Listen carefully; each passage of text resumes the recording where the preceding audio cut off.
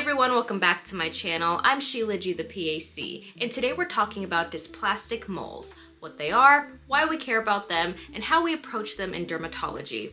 Before getting started, of course, don't forget to like, comment, and subscribe to my channel for all things dermatology. Now let's go.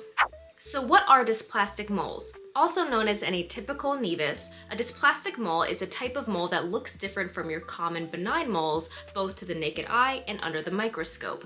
They tend to be larger in size, so they tend to be over 5 millimeters.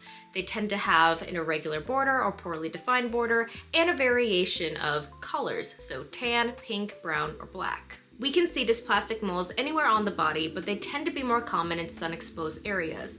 We use the ABCDE criteria to help flag suspicious lesions. So A for asymmetry, B for border irregularity, C for color, D for diameter, and E for evolution.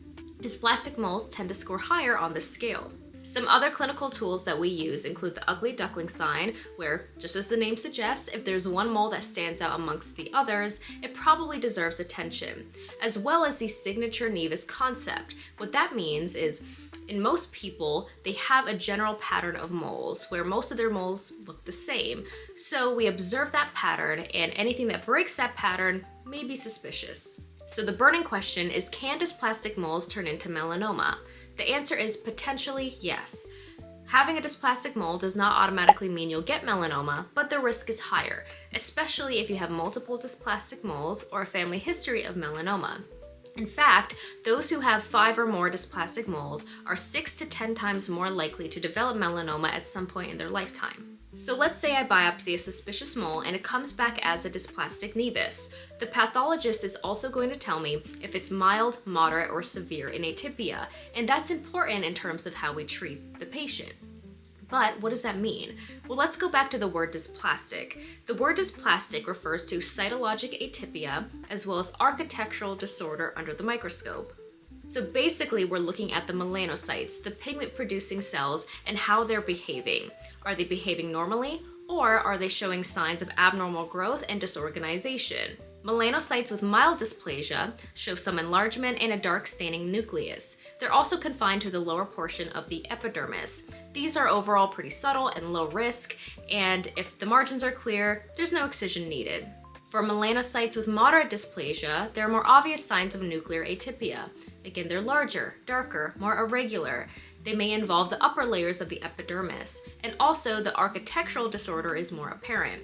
For those who have a moderate dysplastic mole that involves the margins or the patient is a higher risk, we might go back in and re-excise to make sure we clear it. And then melanocytes with severe dysplasia have more significant nuclear atypia, so more significant enlargement, crowding, irregularity, and architectural disorder, as well as dermal inflammation and fibroplasia.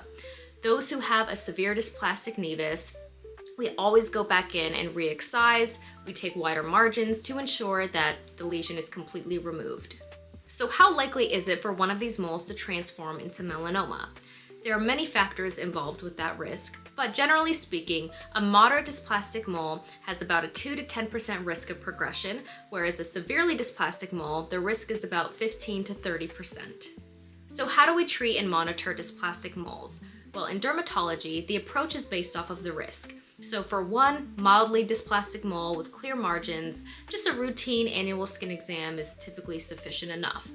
But for those with moderate or more severe dysplastic moles, we may recommend more frequent skin exams. We give a lot of patient education regarding self-monitoring, what to look for regarding changes to moles, and also a lot of sun protection education.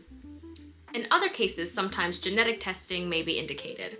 Of course, I recommend that everybody get their skin routinely checked, but especially if you have a new or changing mole, if you notice any irregularity, any mole that stands out from the rest of your moles, or if you just want peace of mind. Dysplastic moles can be tricky, but they're manageable with the right approach. The key is early recognition and regular monitoring.